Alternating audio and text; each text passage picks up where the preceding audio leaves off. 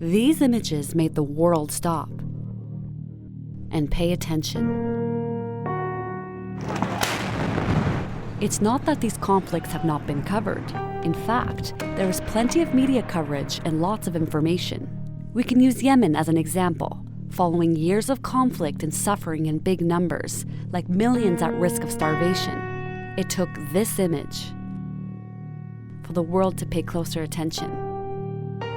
This delay in reaction is not unique, and it may have more to do with human psychology than we realize. Paul Slovic, a psychologist at the University of Oregon, has been focusing on empathy. We connect to the human, we connect to the one, and when the problem is so large, we don't identify with it. He calls it the Singularity Effect. His research finds as the number of deaths and conflicts increases, the less people pay attention.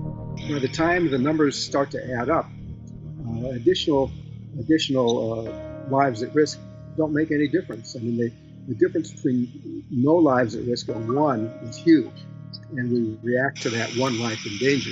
If I said that there was 87 people at risk, no, I realize it's 88, you don't feel any different about 88 than 87. He calls this a sort of psychic numbing. More suffering means less empathy, which leads to his second point. We help others not only because they need our help, but because we feel good about helping them.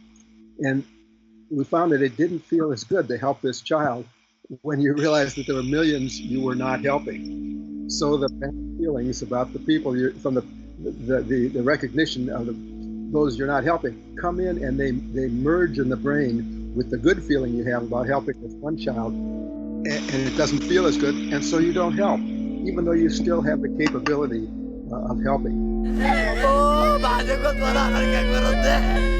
He calls it a false sense of efficacy, the incorrect assumption that because the situation is so big and bad, your actions will not change anything, and therefore people disengage.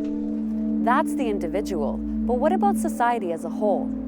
Slovic also argues from a political standpoint, it comes down to being able to defend a decision. For example, if a Canadian dies in a conflict while trying to provide aid, that would be harder to defend and explain to the Canadian public than not doing anything at all. There are other, more obvious reasons why we're not paying attention to certain conflicts. In Afghanistan and Iraq, for example, there was heavy Western military intervention. Elsewhere, like South Sudan or Central African Republic, there is money flowing in the form of aid from Western governments, but not nearly as much attention. Outside from a country being directly involved with quote-unquote boots on the ground, it also comes down to how easily the conflict can be interpreted. Is there a clear sort of perpetrator versus victim story going on here? Is it good versus evil? That's something that we can sort of get into and have feelings for the victim. Virgil Hawkins wrote a book called Stealth Conflicts: How the World's Worst Violence is Ignored. Having a conflict presented in a simplistic way is important, Hawkins argues. If it's too complicated with too many players, people don't engage. If we compare it to a football match, once if you've got two teams, they've got different colored jerseys, there's one ball or two goalposts, then we can get the picture. But once we've got 5 or 6 different rebel groups that have splintered off, once we've got, we're not sure where the ball is, we're not sure where the goal is, we're not sure on who the players are, then we can lose interest, just as we would if it were a football match. Finally, he argues sensationalism plays a role too.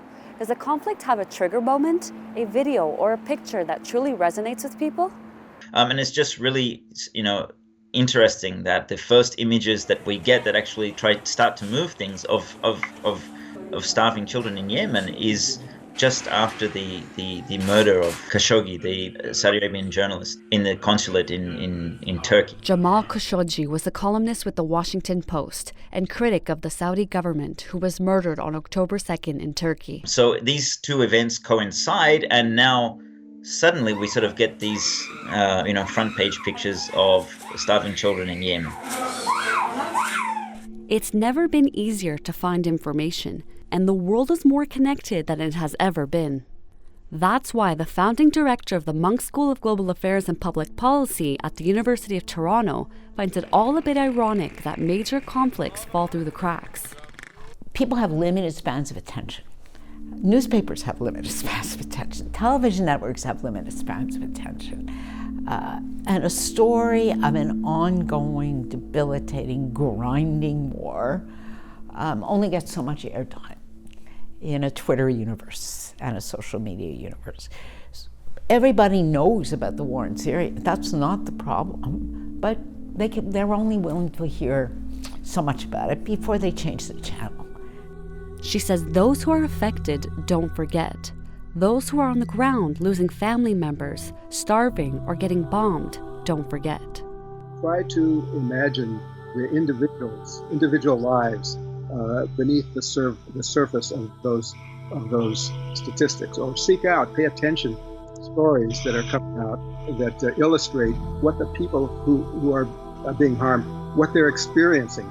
Less suffering, more accountability, and fewer lives lost if we just paid more attention.